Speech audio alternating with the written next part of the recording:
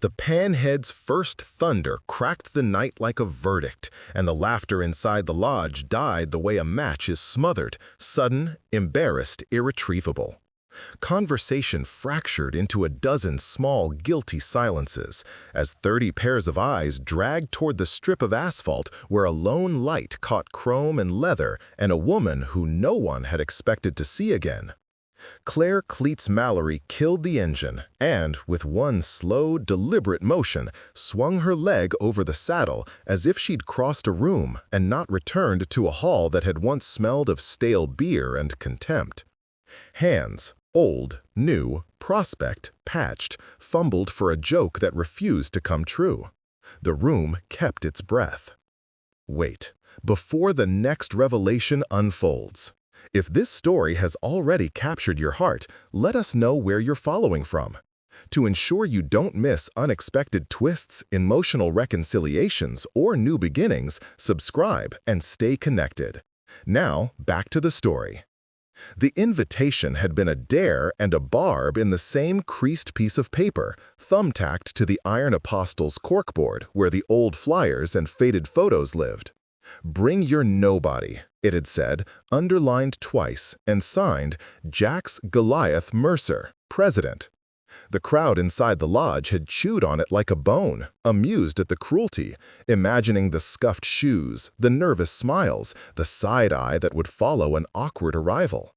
They had expected a woman who would look small beneath their laughter. They had expected a performance. They had not expected a Panhead that hummed like prayer, and a woman who carried the road in the set of her shoulders. Claire had taught herself how to own the spaces that once owned her. 10 years away from this building had been not a duration, but a curriculum. Nights rebuilding an engine under a moon that had no schedule. Mornings trading sweat for parts and stories at flour-dusted diners. Years of being called by nicknames she chose. Cleats stuck because of the way she moved through gravel and asphalt like someone practicing a second language until it sounded like home.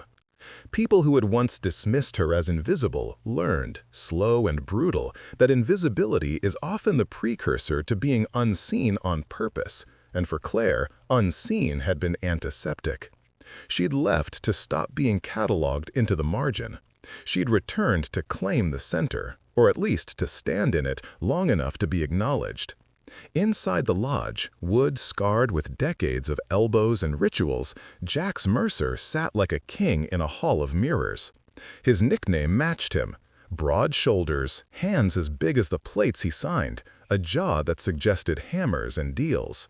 He had built the apostles into a line on a map, and his authority had been inked into the ledger of every highway they claimed. For a long time, that authority was a fact, not a question, and Jax had grown used to the way his decisions bent lesser wills. The invitation was meant to be magnanimous-sounding, a joke that would tighten his grip. Reveal your nobody, laugh a little, remind the room who controlled entry and whose faces should remain turned toward the wall. It was a small cruelty with a predictable payoff. Claire swung off the bike, boots landing with the kind of sound that made the room aware of the way gravity works. Leather creaked, chrome caught the lone porch light and sent a glance through the open door like a blade. She wore a jacket that had seen the road, softened to the shape of her shoulders, patched not with club colors but with the faint, private languages of travel. Her hair, cropped on one side and falling in a practiced chaos on the other, framed eyes that had memorized ruin and made a dull, stubborn piece out of it. Scars stitched her forearms in thin white lines, maps of decisions that had been expensive and necessary. She carried nothing more than the small clutch bag at her hip and a rolled-up folder that thudded against her thigh when she walked, a folder that had, in its quiet way, everything she might need. The room smelled of cigarettes and warm grease and 100 other histories. Brothers rose in a slow, habitual rhythm, some because curiosity tugged, others because a code required it. Prospects straightened as if their posture could bridge the gap between mockery and threat. A few women watched with faces like guarded gates. They had, each of them, learned their own ways to be visible and safe in a world that rewarded the wrong kind of softness. The jukebox in the corner sang a blues song, knees of a melody that had held this room together and pulled it apart 1,000 times. Silence was less an absence than a pressure. "Cleats," Jack said aloud, not standing. He never stood when the room needed reminding that he had not yet been forced. The sound of his voice filled the rafters and made a new kind of map. This hall, these rules, my choices. He still remembered the girl who had spilled his prospect's beer on a cold leather vest and who had laughed when the apology was clumsy and offered like a favor. Memory did not care for nuance. It catalogued her as an emblematic misfire, a mishap to be corrected by distance. He had expected contrition or embarrassment, or at least some visible trembling. What he saw instead had the effect of a mirror thrown on his best-laid assumptions. Claire took 2 steps forward. Each one was an answer and not an apology. She didn't look to Jax for permission to speak. She allowed the room to settle around her like a tide. "You invited me," she said, voice even, carrying not only to Jax, but to the far corners where the elders sat with their hands folded like old flags. "You asked to see your nobody." A laugh tried to leak out of the room, late, brittle, but Jax cut it off with a look. There are means in a brotherhood to silence both the body and the chronic impulse to mock. His was a talent honed by years of breathing controlling dust. "We didn't expect," he began, and then stopped because the right words were not a thing you could assemble and throw like a brick. Prospects leaned in. "Who invited her?" someone asked, voice small and hungry for drama. The second in command, a man with a jaw like an unspent threat, barked something about a joke and a game. There were edges in the room waiting to be sharpened, jealousy, hunger, the ache of a reign untouched. Rivals, by the window, smoked like silhouettes and watched like men who understood that spectacle could be a fuse. Claire moved toward the bar and set the folder down with deliberate softness. The stapled edges made a small, threatening sound beneath her palm. "I came because the invitation named me," she said. The statement was simple, the kind that could either be shrugged off or used as a pry bar. "And because I want answers." Answers were a dangerous currency in this hall. Jax's eyes narrowed, not with malice but with calculation. Accountancy of loss and advantage ran in his bones. He had responsibilities that didn't belong solely to him. To the men who had bled for road claims, to the roster that thought of him as steward, to the reputation that kept rivals at a measured distance. A woman asking for answers was a disturbance, but an expected one. The difference here came from the folder that sat like a heart on the bar, and the way Claire's fingers tapped the wood in time with the silence. "About what?" Jax asked, a question that attempted to cinch the moment into the old contours of his control. "About the stretch of 47, Claire began, and the room inhaled as if someone had lit a match under dry brush. 47 was not just a number. It was the Apostles' River, a corridor of asphalt that made their commerce possible, a road whose control had been sealed by deals inked against hunger and necessity. It was a stretch whose ownership had justified violence, protection, and the bending of laws. A rustle went through the lodge like wind through trees. Claire had always been small in the conversation of men who valued brawn over obstinacy, but her words now were chisels. "My family has papers," she said, "witnesses, a title that predates the Apostles' claim. I came to ask if you want to hear it here, where all of you can see what I mean, or if you'd rather we step outside and settle it like men who own highway." The laugh this time was scorn without humor. Jax's second-in-command pushed a half-smile that didn't reach his eyes. Prospects looked between their potential president and the woman who called them out. To call Claire's bluff, if it was a bluff, would pull the bar's floor out from under Jax at a bad time, with a rival club ready to pounce on any sign of weakness. To listen would mean admitting that the Apostles' claim might be crooked, that deals had been struck with consent bought on the backs of others, that Jax might have at some point folded necessity into something that looked dangerously like theft. "What are you after?" Jax asked, quieter now, because the room demanded fewer operatic gestures and more careful accounting. "Not what I'm after," Claire said. "What's owed? Not just money or land. Names. Truth." She met Jax's gaze then, and something in the centuries of small towns and smoldered roads seemed to sit up and pay attention. She did not say the name that hung like an unruly ghost between them. She let it hover like a question mark in the smoke. It was a name that could change the map of who belonged to whom. There was a movement near the door, old men shifting, fingers worrying rosary beads or beer bottle caps. Women straightened, as if drawing themselves into the armor they'd practiced. The possibilities branched like a cracked highway. If Claire had papers and witnesses, the apostles would be forced into a negotiation that threatened not just a strip of asphalt, but a whole ledger of choices Jax had made in the dark. If she did not, then tonight would become what the invitation intended, a humiliating footnote in the apostles' chronicle. The lodge seemed to contract around that moment of decision. Outside, the moon leaned cool and indifferent. Inside, power settled in layers like sediment. Claire's Panhead, polished and mournful, waited in the light, chrome holding the memory of travel and lonely vigils. She had chosen the Panhead on purpose, a relic with a voice, a machine that spoke of hands that could fix and hands that had been left empty. The bike was her armor as much as her announcement. "You knew she might show," muttered one of the older apostles under his breath, the kind of whisper that could be either a prediction or a prayer. The second-in-command's jaw tightened. Jax folded his hands beneath the table, feeling the ledger of his life press against his ribs. The room was a running ledger of loyalties and resentments.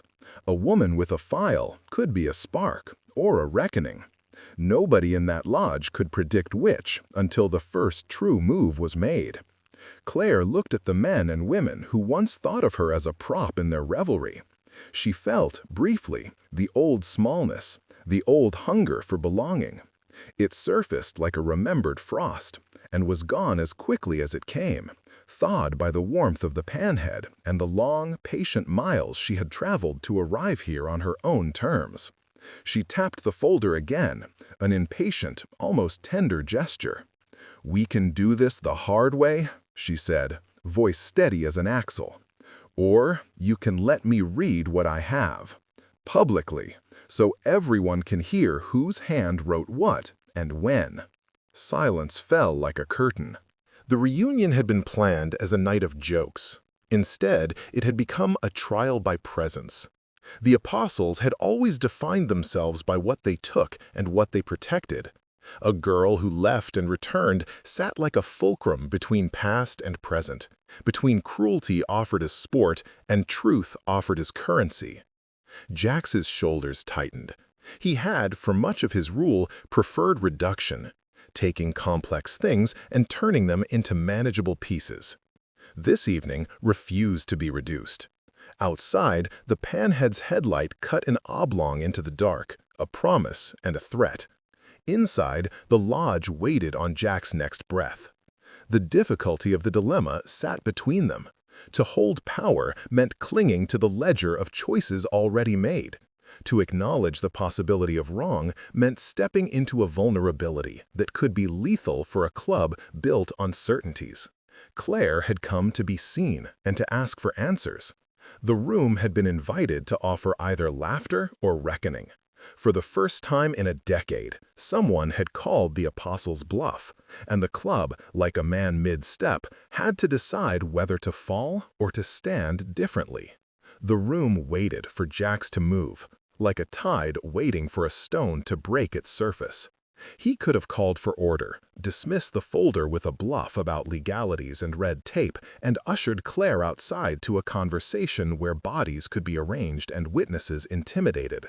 He could have laughed, folding this night back into the comfortable geometry of dominion. Instead, his throat worked, and the ledger of his life, years of deals signed on napkins and backs of receipts, favors owed and debts collected, made his hands go cool. "You want it public?" he asked finally. The question was small, spoken to test the wood of the bar more than the air. It was a careful place from which to start bridging two oppositional truths: his need to protect the club and the club's need to maintain an image of invulnerability. The men bristled. The women's faces smoothed into attention. The prospects' faces wrestled with morality and fear in nearly equal measures. Claire nodded. "I want anyone who thinks they have a stake to hear it. If the paper says what I say it says, I don't want anyone to be able to whisper that I prodded a favor out of some judge, or that this is a scam by a woman who learned how to beg."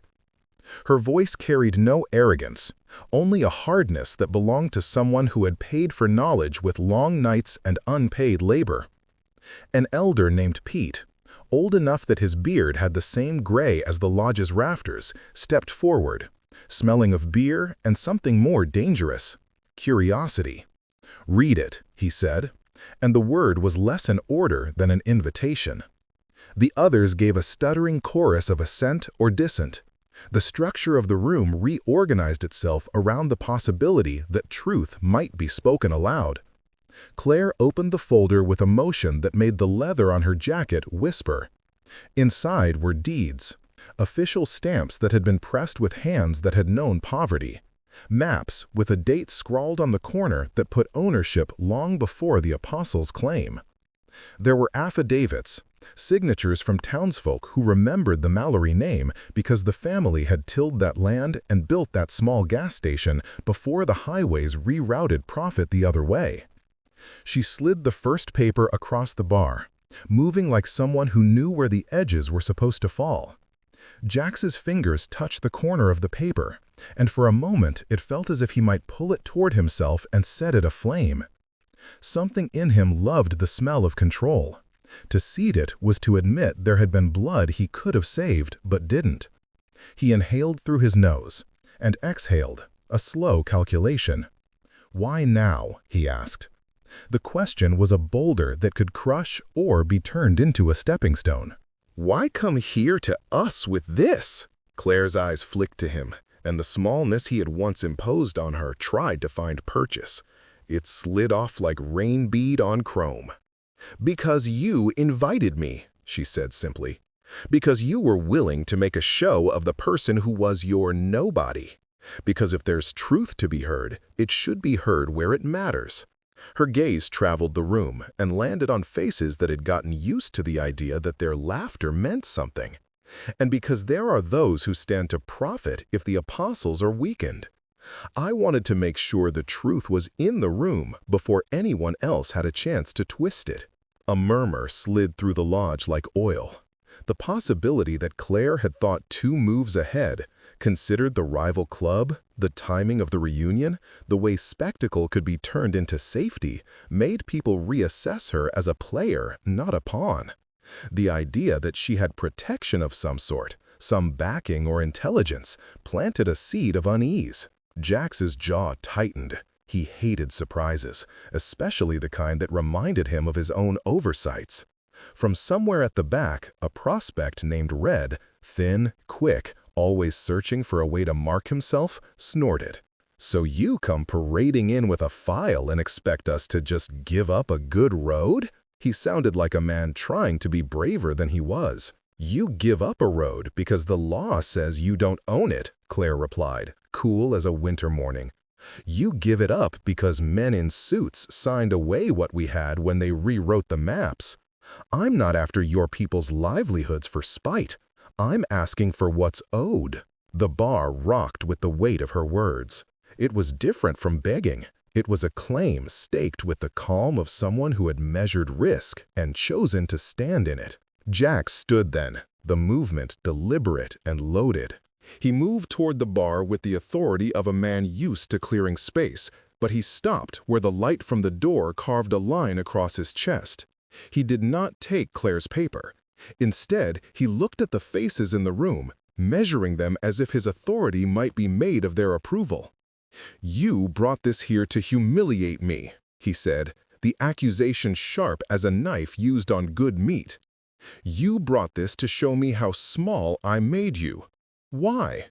"You made me," Claire said quietly. "And you weren't the only one. You made a room where I could be small, and I left because I refused to be cataloged. But this is not about humiliation. This is about righting a wrong. If you want to make it personal, I can name the wrongs and the men who signed them." Her words hovered. The name she didn't say was a hand on a trigger. There was a tightening, a collective inhalation, followed by the faint cough of someone forcing cheerfulness into their voice. The tension was a living thing in the lodge now, a coiled animal that needed feeding. Jax let his hand rest on the bar, fingers spread like a man steadying himself against a memory. He was not cruel because he was heartless. He was often cruel because he feared what would happen if he stopped being cruel long enough to face the truth of his compromises. An older woman, Marianne, who had been married to an apostle once and knew the code's underside better than most, leaned forward. "If the papers are real," she said, voice threading into the room's fog, "we owe it to the roadhouse. These roads belong to people, families, before they belong to clubs. We aren't a highway legislature." Her comment landed like a pebble that skipped across the surface. The second-in-command's face went red, as if wind had found a chink in his armor. "You're saying we hand over our road because some woman strolls in with a folder?" His scoff was brittle, a sound that wanted to fracture something. "You don't know where these papers came from." "Could be forgeries." "They're not forgeries," Claire said, and her voice carried a new kind of weight. "Ask the town clerk in Brannan's Hollow. Ask the funeral director who cataloged my mother's death certificate. Ask the man whose name is on the first deed. My family's been the recorded owner since before the turn of this century. The apostles signed a quitclaim that was, what was it, Jax? Signed when trades were made and promises were extracted from people who needed help. You took advantage of need and turned it into a binding asset." The room shifted again, the moral calculus rebalancing on an unseen axis. Jax's face hardened. There was the smallest, quickest movement, regret perhaps, flickering like a moth's wing. He could have stood tall and dismissed the claims with the practiced contempt that had once worked like a solvent on inconvenient truths. Instead, he narrowed his eyes and let the old gears of negotiation grind. "Who backed you on this?" he demanded. The question was not only about money, it was about influence, pressure, leverage. If Claire had a patron, the apostles had to know whether they were facing a woman alone or a line of people ready to pick their pockets of power. "No patron," Claire said. "Just people who remember what it means to keep someone's name." There was a stubborn honesty in her. "I've been on the road. I fixed bikes, ran a diner for a short while, slept in warehouses. I learned how to find what was buried and bring it back up. I came here because you put my name on a corkboard like a joke and expected me to be the punchline."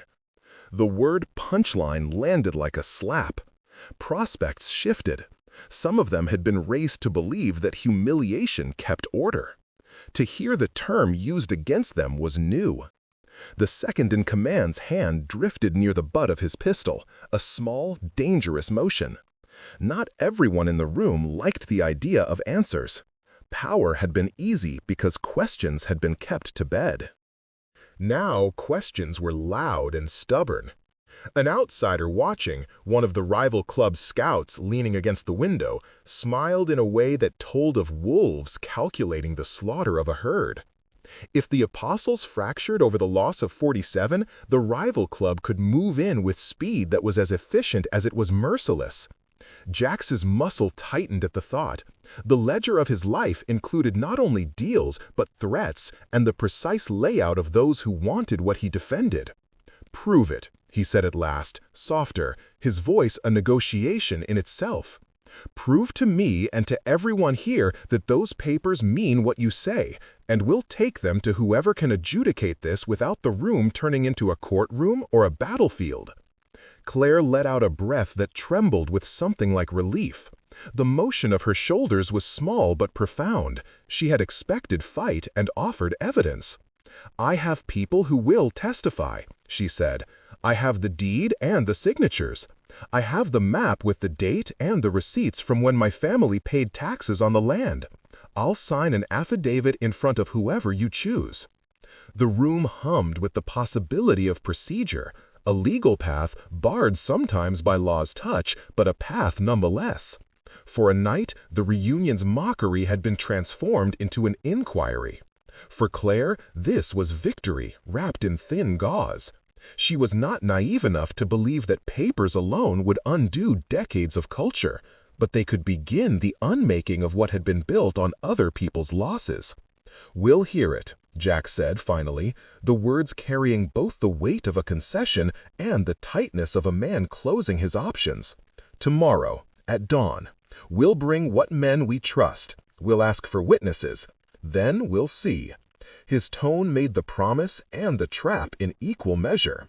A formal hearing was a chance to control the narrative, to present counter-evidence, to marshal loyalty. Claire nodded, a small, deliberate acceptance. It was not victory yet. The room had not forgiven, nor had it condemned. It had only chosen the next step.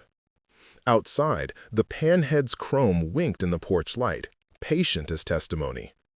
Inside, the apostles rearranged their loyalties like men straightening their coats before a long winter. The emotional tug was not resolved. It had swelled and turned, an animal circling a kill. But for the first time since she had walked through the lodge's door, Claire felt seen in a way that was not spectacle. As the men argued in low voices over procedure and witnesses, Mary Ann came to Claire's side and laid a hand on the folder. "You did what most of our women never get to do," she said quietly. "You walked back into the room and asked for what was yours." There was a softness in her voice that was like the gentle clasp of an old ally. Claire met her eyes, and for a moment, the road behind her gathered like a landscape in a rearview mirror. Miles of solitude, love found briefly and lost, the smell of oil and rain, the creak of a leather saddle. "You sure you want to stay?" Mary Ann asked, concern laced with admiration. "This won't be easy." "I always knew it wouldn't be," Claire said. "If I hadn't come, I would have spent forever wondering what was left unsaid. I'd rather be here and risk anything than live with the idea that I let them keep my name." Her voice was small but fierce, an ember that had been fed enough to burn. The lodge prepared itself for the night's aftershocks. Prospects whispered plans, elders debated alliances. The rival club scout filed the evening into his mind with the efficiency of a predator noting weakness. The weight of what would happen at dawn pressed down like humidity in a storm. Claire had thrown a stone into a pond that would not soon be still, and the ripples would cross highways and histories alike. When the final song from the jukebox died and the room settled into a coiled patience, Claire stepped outside, the night air wrapping her like a cloak. The Panhead hummed beneath the porch like a living thing, reassured by its owner's presence. She rested her hand on the seat and looked back at the door, at the shape of a brotherhood bending uneasily toward a truth it had never wanted to see. She would return in the morning, folder in hand and witnesses at her side, to see whether the apostles could do the harder thing, face what they had done, and choose to repair it. For now, the tug of the night stayed in her chest, a push and a pull between fury and exhausted relief. She breathed in the diesel-sweet air, and the road behind her answered like a memory. Dawn would bring more than light. It would bring reckoning. And Claire, who had ridden for years with a name heavy as a prayer, felt the balance of the world shift a fraction towards something she had never expected to find, the possibility that taking your story back could be the first step in changing the stories of others. The dawn bled slow and mean across the parking lot, painting chrome in a thin, accusing light. Claire pushed the Panhead into its idol and watched men she had once been a footnote to file in with the cautious choreography of those who know how to walk into a room where history can bite. They came in pairs, then in threes, then flinging themselves as if toward a duty. Some faces were set like rock. Others carried the raw edges of a night that had woken things no one had wanted to think about. Jax arrived last, as if hoping the delay would let the morning swallow his obligation. He walked like a man trimming himself of old armor, calculated movements, a jaw that moved even when his mouth didn't. He did not carry the showman's swagger of the night before. The joke had been replaced by a ledger of consequences. He looked at Claire, and something akin to guilt or recognition, or both, flickered and vanished. There was the memory of a younger man who might have tried to protect a girl who spilled beer. Now he was older, shaped by choices that had made him both admired and feared. "She brings witnesses," Marianne said softly to a small cluster of elders near the lodge's steps. Her voice was low but steady. It carried the weight of someone who had seen the blunt end of secrets and decided to teach others the manners of truth. The witnesses arrived.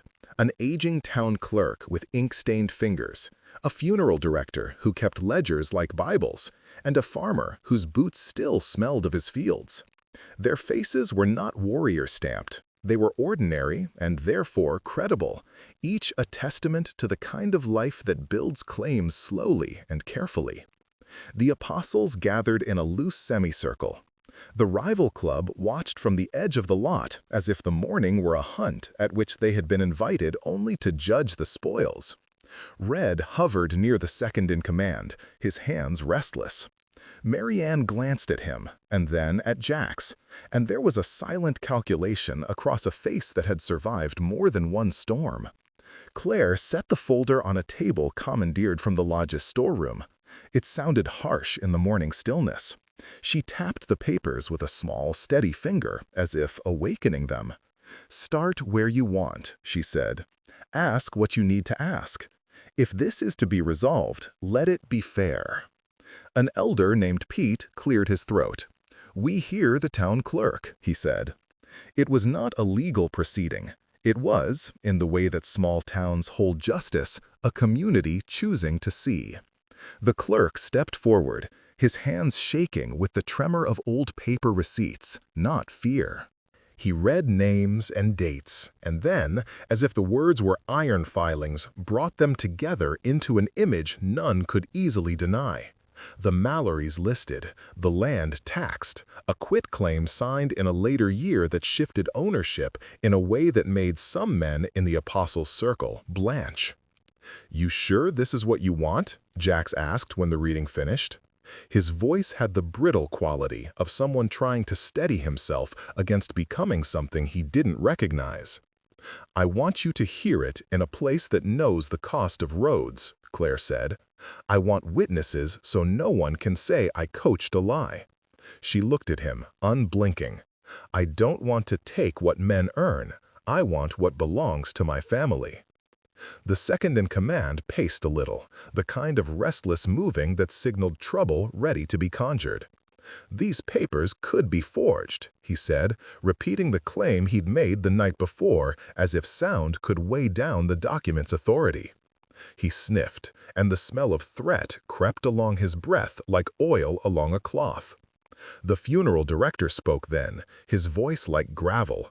He told of a woman who'd kept her husband's name on a small parcel because survival sometimes required paperwork over protest, of taxes paid in small sums because people scrimped, and of a quitclaim signed at a time the town had been hungry for trade and promises. He did not accuse, he reminded. Accusation would come from men who feared consequence. Reminding held the animal patience of people who have built lives by keeping records and refused to let them be shredded by convenience. Once the witnesses spoke, the structure of the apostles' certainty creaked. Where certainty had lived, a fissure started to map itself. A network of deaths and small cruelties that had been justified by necessity and then fossilized into entitlement. Some men looked at their hands, as if seeing for the first time the tools with which they'd carved an empire out of other people's quiet. Others stared at the Panhead as if it were a relic that reminded them of earlier, simpler rules they had broken when they needed to. "It's not just the papers," Jack said finally, moving his voice into the cracks. "There were deals, trades of protection for a price, when the town needed fuel, when men needed help." He didn't say it as an apology. He said it as if naming a ledger would somehow make it less bloodied. "Trades that took advantage of people," Claire answered. Her voice didn't rise enough to be a shout. It only needed the kind of clarity that made echo unnecessary.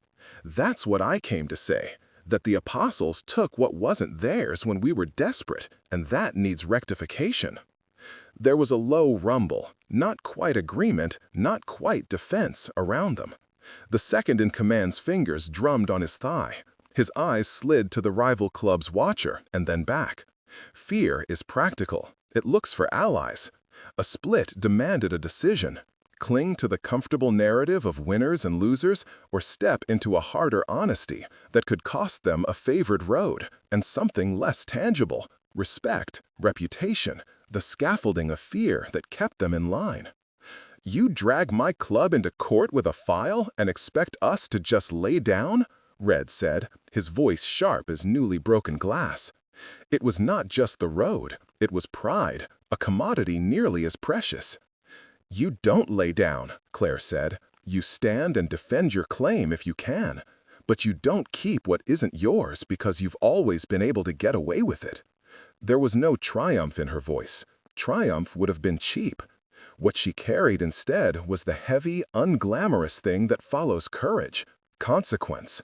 That afternoon broke along the edge of a decision, and with it fractures started showing, not as instantaneous explosions, but as hairline cracks that would widen with weather and time.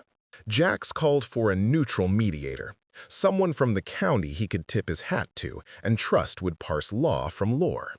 The move was both concession and strategy. It allowed him to claim process while buying the advantage of time. The rival club snarled in the wings. If the apostles appeared weak, they would move. If the apostles looked divided, they would strike where the scar was thin.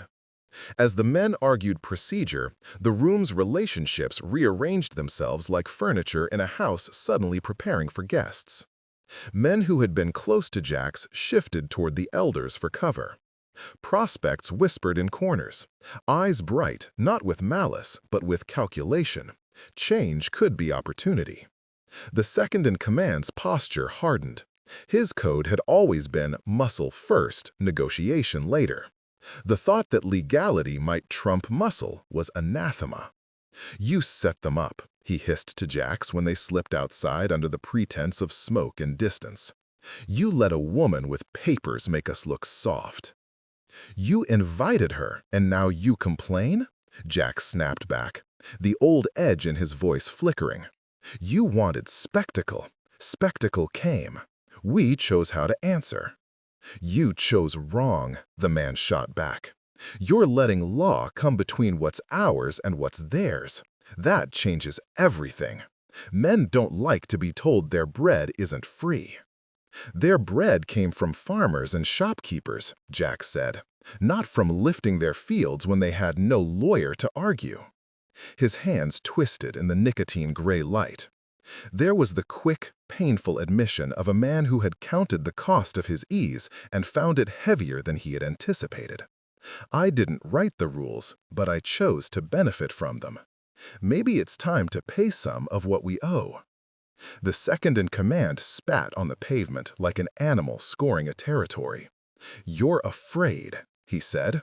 "Afraid you'll lose your road. Afraid you'll lose command." Afraid of what I should have been afraid of long before," Jax said. His voice was softer now, a prying of his own shell. "Afraid of what we did." Back inside, Claire listened to these half-formed confessions as if they were the opening moves of a long chess game. She had not come for petty vengeance or to see the apostles dismantled. She had come to reclaim a name, and, if these men could do it, to rebuild what had been taken. The fractures that appeared were not merely between men and the club, but within the men themselves, between what they had become and what they might still choose to be. The rival club scout left as the meeting adjourned, his smile a map of teeth and intent. Word travels on two wheels faster than law moves on paper. If Jax and his men appeared divided, the enemy's engine would be on the horizon before the county mediator put ink to paper. Night closed with an uneasy truce. The apostles would meet the mediator at dawn with witnesses and legal proof. They would go through the motions of law and, perhaps, of repentance. Yet beneath the motions, the fracture lines had been drawn. Friendships showed strain. Marriages would likely pull tight against a future financial shift. Prospects who had flirted with loyalty might reevaluate their future when they saw leaders admit error. For Claire, the victory felt partial and enormous at once. She had forced an admission into a room that had prided itself on never admitting fault. That admission, however small, had a sound like a hinge being oiled after too long a winter. Marianne's hand closed around Claire's on the table where the papers lay. "Whatever happens," she said, voice careful and kind, "you stood. That will echo." Claire's reply was a quiet thing, fierce and fragile at once. "I didn't come here to break them," she said. "I came to make them face what they did. If they choose to change, then maybe that road becomes something different. If they don't, then at least the town knows the truth." The fractures of the day would not heal quickly. They would, like the scars on Claire's arms, fade into lines that told stories of mistakes and of repair, of the price of power and the cost of honesty. Some men would step away rather than accept the kind of change that asked them to be less safe and more true. Others would stay and try the harder work of rebuilding. The morning's revelations had done what a 10-year-old invitation could not. They had forced a brotherhood to look into its own face and decide whether to be a mirror or a mask. As the lot emptied and engines fired for the road, the Panhead stood patient and chrome bright, a relic that had carried a woman home to a truth she had long carried in her pockets. Dawn had not resolved everything. It had only shown the map of damage and the possible routes to repair. The real fracture, the kind that would change the apostles or break them, would be decided not by papers, but by the choices men made when the cameras were gone and the law slowed to its bureaucratic pace. Claire swung onto the bike with the same deliberate grace she had used to dismount the night before. She would not wait for the legal resolution to close her story. There was a road stretching east where lives could be rebuilt and names could be reclaimed. She put her hands on the handlebars, feeling metal and memory. Behind her, the lodge's door shut on a room full of men who would have to answer to their pasts. In front of her, the highway opened like a possibility, warned, dangerous, and honest. When she eased the throttle and the Panhead sang, the sound was not a trumpet of triumph, but a steady hum of someone moving forward.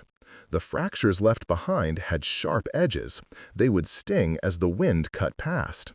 But Claire had lit a fuse not to destroy, but to insist. The truth would come, slow and stubborn, and whether the apostles bent or broke, the road would keep its shape only if those who loved it were willing to be less afraid than they had been the night before. Jax watched the Panhead's taillight wink and the lot thin into distance like a slow exhale, and something in him gave, not surrender, but a crack that allowed light through. He turned to the semicircle of men and women who had come because duty or curiosity called them. The mediator's arrival would make procedure of the chaos, but it was the choice in the room now that mattered. He felt the weight of the ledger press behind his ribs, and for the first time in years the numbers blurred with faces. The clerk, the funeral director, the farmer. Ordinary people who had not been symbols but victims of an ease he had once rationalized. Claire had not demanded punishment, she had demanded truth. That demand unsettled him more than any rival's threat. "All right," he said, voice low, the kind of voice that summoned attention without spectacle. "We'll take it to the county, like I said. We'll bring counsel, and we'll bring our witnesses. But before we go, there's something else we do." He looked at Claire then, and he didn't hide the way his gaze found the map of her forearms, the way he considered the woman she'd become. The room stiffened in the way of men unused to vulnerability being offered rather than claimed. "You want to reconcile?" Marianne asked before anyone could make a joke of it. There was hope and fear braided in her question. Jax exhaled, and the sound was a man folding a coat he had worn too long. "Yes," he said, "we make the hearing public. Not because we're nobles airing wrongs, but because this is about a road people remember. We'll admit where we were wrong to the town. We'll open our ledger, and we'll negotiate repair, financial restitution, assisted projects for what was taken from that land. If the law says the deed stands with the Mallorys, the apostles will step back and make sure the town isn't left in debt for what we profited from." A murmur moved through the lodge like wind through grass. Some praised the idea without wholly believing it. Others bristled because confessions cost men more than words.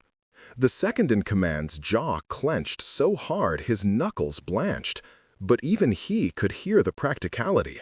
A public settlement might keep the rival club from turning legal weakness into violent opportunity. Claire listened to Jack's words with the guarded stillness of someone who had carried disappointment and learned its weight. Part of her had wanted spectacle, a public humiliation that would flatten the hierarchy into a cautionary tale. Part of her wanted reparation that sewn into the town's future would make a difference for families who still remembered the Mallory pump and the way debt came with a wink. Hearing Jack's offer restitution did not erase the years of absence, nor did it heal the small humiliations stitched into her history. But it was a starting place, a rare ledger entry where a man in power picked the harder route of accountability. "You'll open your books," she said slowly, testing the claim. "Publicly." The words were not triumph, they were a measurement. "You'll commit to repair, and you'll let the town decide what that looks like." She met his eyes, and when she saw the barest fracture of shame there, a memory of the young man who had once apologized awkwardly over spilled beer, something in her steadied toward softness. "I will," Jack said. The syllable felt like both risk and resistance. "And I'll stand with you when the mediator asks for witness lists. I'll make sure no one intimidates your people. That's my promise." For Claire, the promise was a thing that could be broken as easily as any oath in the world of men who prize dominance. She weighed it like a coin, turning it in her hand to catch light. It showed edges, but it also showed possibility. "That's a start," she said. "If you mean it, I'll stand down from humiliation. I don't want men punished for surviving. I want wrongs made right and futures kept honest." Marianne stepped forward then, a small, fierce woman who had learned to hold men's vulnerabilities like hot coals. She offered a hand to Claire first, then to Jack's. "You both hold power here," she said. "Different kinds. Use it to fix rather than to punish. The town will judge, and the gods might forgive, but the living will remember what you do next." Her eyes flared with the sort of blunt mercy that changes agreements into action. There was a sound from the back of the lot, an engine, small and steady, the rival club's scout testing the air. He did not move in, which meant advantage had been blunted by the prospect of public procedure. The morning had taken the theater out of cruelty, and in doing so, it had made violence a less palatable gamble. Men read risk like a weather forecast. A storm was always possible, but it could be avoided if reconciliation looked to provide more profit than chaos. Red cursed softly then. in a sound like someone clearing their throat before confession. "We take losses in life," he muttered. "If we must give up 47, we'd better get something that keeps men fed." Jax's shoulders tightened. He did not flinch from the cost in coin or reputation. He braced for it. "We'll bargain," he said. "We'll do it in sunlight, with lawyers who won't let intimidation win the day. We'll put some of our revenue into repair and community projects.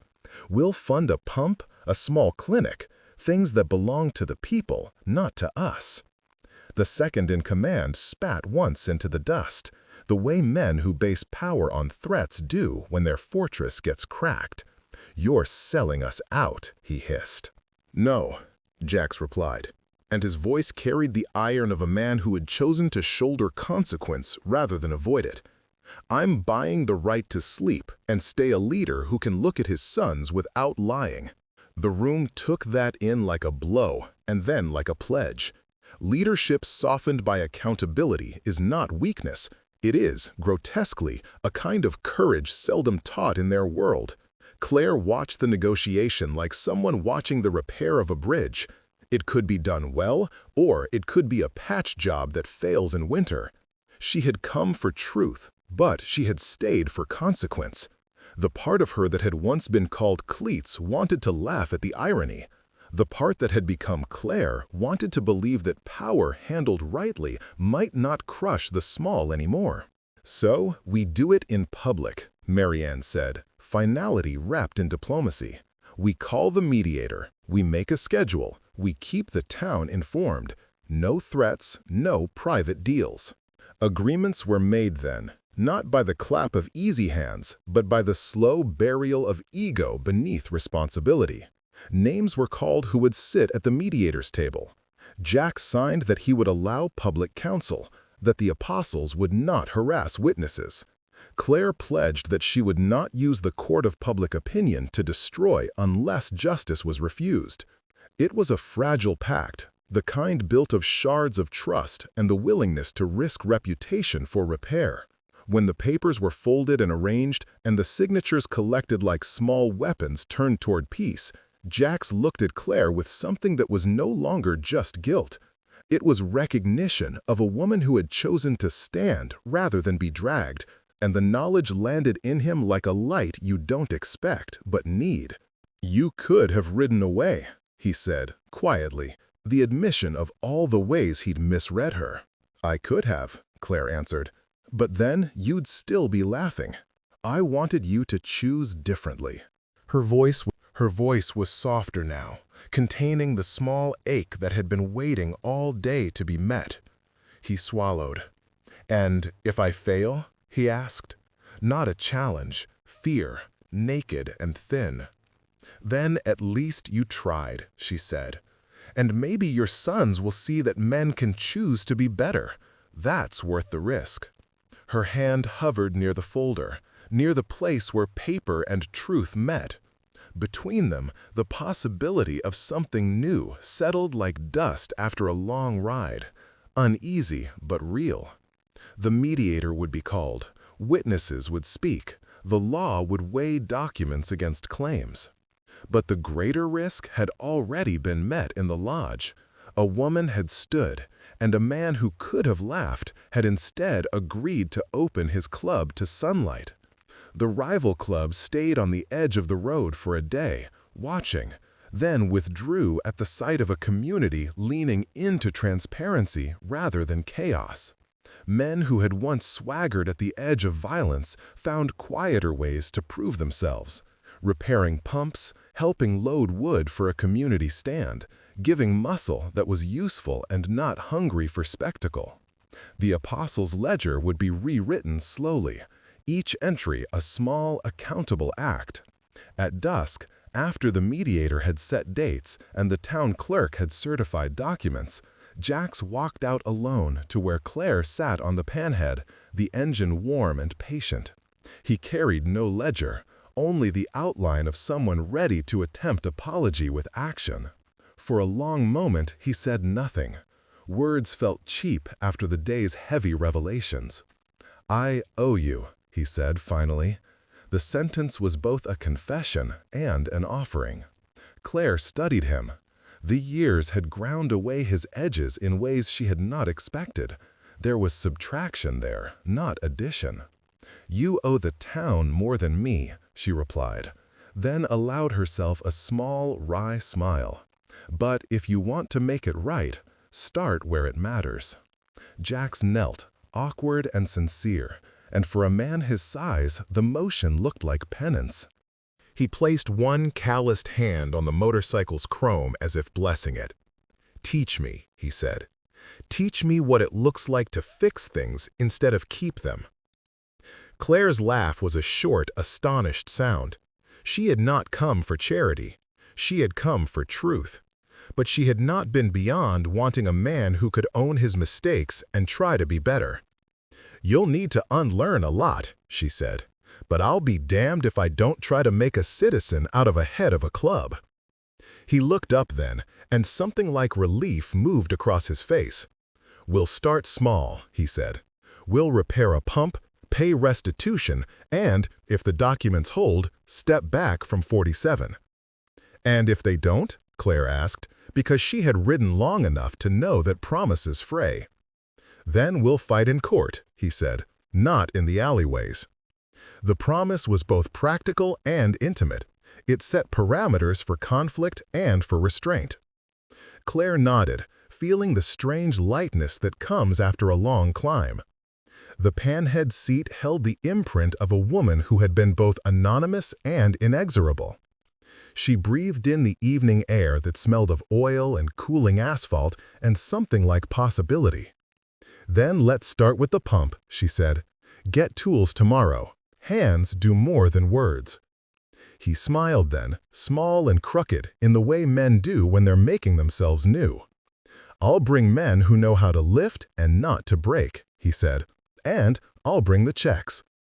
They rode then, not into consummation or a tidy romance, but into a beginning born of accountability.